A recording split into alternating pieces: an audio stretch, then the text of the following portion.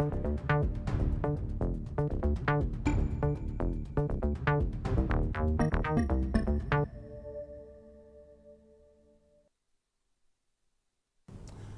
day and welcome to your favorite program, The Conversation, coming to you live from TV 360 here in Lagos, Nigeria.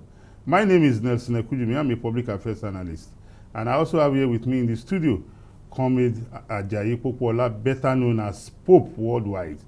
He's also a public affairs analyst. Comrade Pope, you are welcome to the program. Oh, thank you, Mr. Nelson. Yeah, thank you very much for being with us today on The Conversation, which is a program that has no host. We are both, conversant. Okay. Yes, today we want to look at the appeal court judgments on the post-election, legal battles that has moved to the Court of Appeal for some states. We have seen the appeal court judgment for Zamfara, Kano and Plateau states, and surprisingly, some persons have taken it upon themselves to always attack the judiciary for doing its job, as though they are unaware that the judicial adjudication is embedded in our electoral process, just like in every aspect of our life. In Kano State, for example, the tribunal sacked the governor. The Court of Appeal has also affirmed that sack.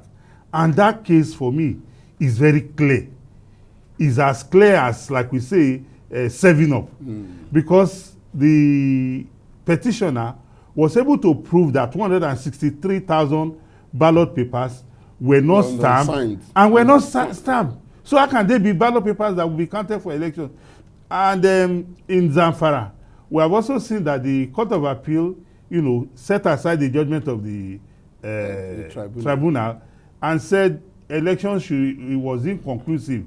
At least we have seen the court playing its role. It's no longer somebody coming to tell us that the INEC declared an election inconclusive. The courts themselves. And for me, people are behaving like the proverbial ostrich, because the courts exist to interpret the law. Once you conduct an election, the court will take the Electoral Act and the Constitution and we look at the conduct to see whether it aligns. Where the court finds your conduct not in tandem with the provisions of the law, the court will do its job. So I don't understand why people... You don't understand. You should understand. Why are cases going to tribunals or to courts in the first instance? Because people are aggrieved. No, let me land. Okay. Why do we have electoral malpractices to start with? Why is it difficult for people not to, obey simple electoral law and the guideline, INEC guideline? It's very simple. In Nigeria today, I'm very sorry to say, the most lucrative industry is politics. And the religion. I don't think only politics. So. No, religion follows. We saw a religious leader gave his wife about 55 million naira. And the woman was rolling on the floor. No, you see, the most lucrative is politics. Okay. Or knowing people in power. It's all politics too. Yes. And because of that, politicians are desperate to get in at all costs. So whether you're talking about electoral malpractices, whether you are talking about the volume of cases, being taken to either the regular courts, tribunals, or what have you, it is born out of this desperation by the politicians to outdo one another. So some of them, in attempt to outwit the opponent, will set aside their own party constitution. Yeah. Even their own party constitution. That is the case with the petition with regards to the Plateau State. Plateau State. Just like a replica of what happened to APC in 2019 in Zamfara. In Zamfara. I even wrote him a message in Rivers, where all the seats, they won the governorship, they won all the 3 senatorial, House of Reps, all the House of Assembly. The court dismissed their candidature. So the failure of even the politicians to follow their own guidelines, their own constitution first, yes, their own party guidelines, yes, concerning conduct of primary elections. Yes. Then, to now take it further, INEC will say, okay, we want to conduct elections so date. This is the law, the electoral law. Yes. Then you have the constitution, even guiding everybody, yes. whether INEC or the parties or the candidates. Yes. Now, people will now choose on their own to set aside all the laws, the guidelines, yes. and what have you, yes. then chasing what I don't know. So, and in Nigeria, it is when a system favors you, the system is perfect. So, but the day the system is against you, then the system is compromised. It's compromised. Yes. Then somebody must have given money to somebody yes. and whatever. Well, we are not saying that everything in Nigeria is perfect. Just like anywhere in the world. Just like anywhere. Not anything that involves human being. Yes. Anything that involves human being. The human element. Even nature, or what you call God, will still complain. We say rain too much, that is flood, that is that is that. So anything that involves human being, there is no perfection in it. So I'm saying that you shouldn't be surprised that some people today is, the way they react to, some of this judgment and what have you, you begin to wonder that, okay, are you saying that we don't even need court again? That's the question I asked. So, okay. Look at former President Olusegun Obasanjo saying, how can 3 persons decide the outcome of an election in which millions of people voted? And I want to ask him, is former President Olusegun Obasanjo unaware that judicial adjudication is part of the process, or does he want us to go back to his days as a civilian president where he was handpicking who will be elected?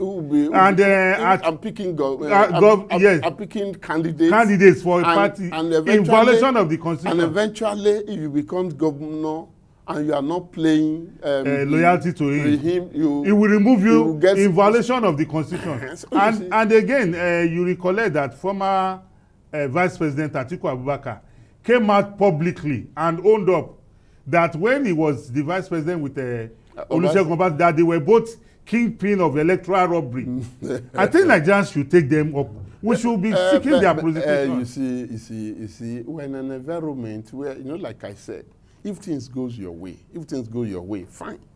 But when it doesn't, of course, we know that Obasanjo and co had their own preferred candidates during the last election, yes. So, but unfortunately for them, their candidate couldn't muster enough votes, yes, to be declared winner. Or to they didn't meet the constitutional requirements to be declared as the winner. Yes. So because of that, they are bitter. They are embittered. Yes. So it's like heaven should fall yes, because they didn't achieve their own intention. Well, one should not be surprised, because former President Olusegun Obasanjo is better known as the father or progenitor of do or die politics, introduced into our political system. Well, do or die politics, I said it's always been there.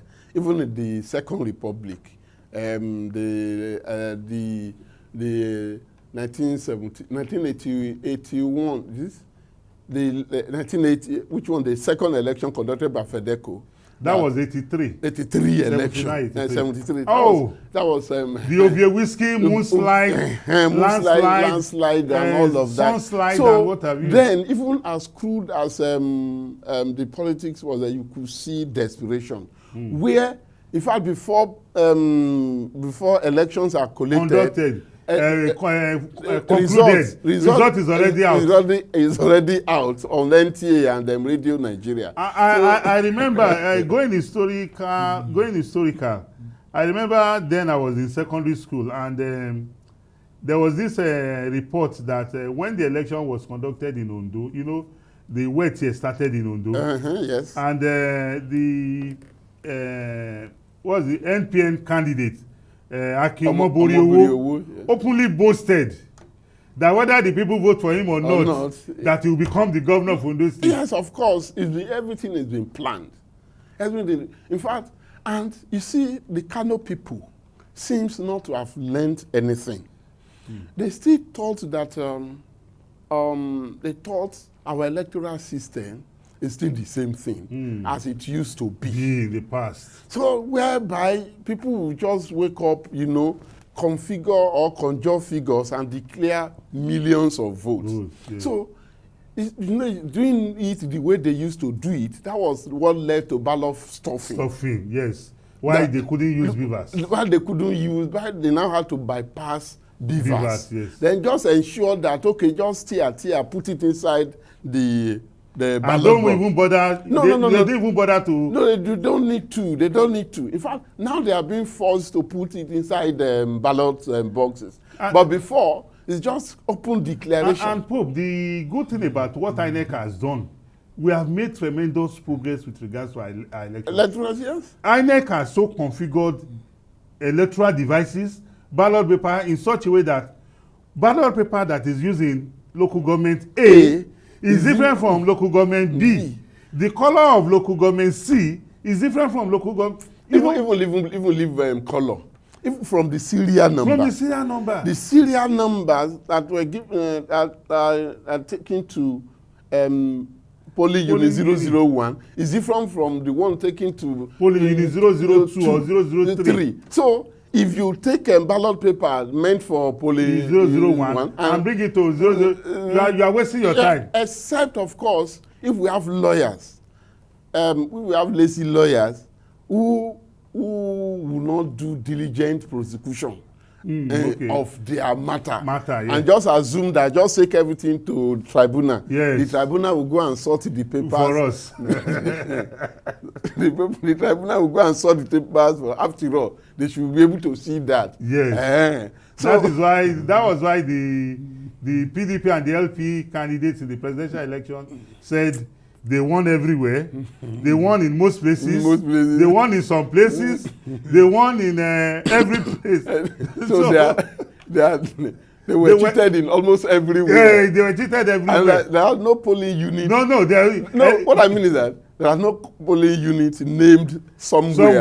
Everywhere. Some places. You know, it's laughable. So the polling units were well defined. Yes. And codified. Yes. So when you have a situation like you know what happened in Kano, it's quite unfortunate, you know, that people now you have obvious. The case is very clear that okay, this 163 ballot paper. How did they get into the ballot boxes? Yes. So you can't. How were they counted? You couldn't explain. Yes. So and those ones were removed. So you know. By and large, I don't believe that the cases should even be going to tribunal or to court. Let them ventilate their argument. No matter how. I don't believe we should even let it get to that level. Okay. If the practitioners, the players, the political players, the politicians will follow their own party constitution. Allow for internal democracy. Follow their own rules. So that whoever wins at that level, at the primary level, wins and never loses, you know, so that the truly elected or consensus candidate of their parties will be eligible to stand for election. Yes. So if that one is done, we clear that one. Yes. So there won't be need for all these pre-election matters, you know, going to court, ACourt, Supreme Court, and you know, going back and forth. So by the time the candidate now emerges, so let everybody now go and play according to the rules. Well, thank you very much, Comrade Popola Ajayi. The cases are very clear.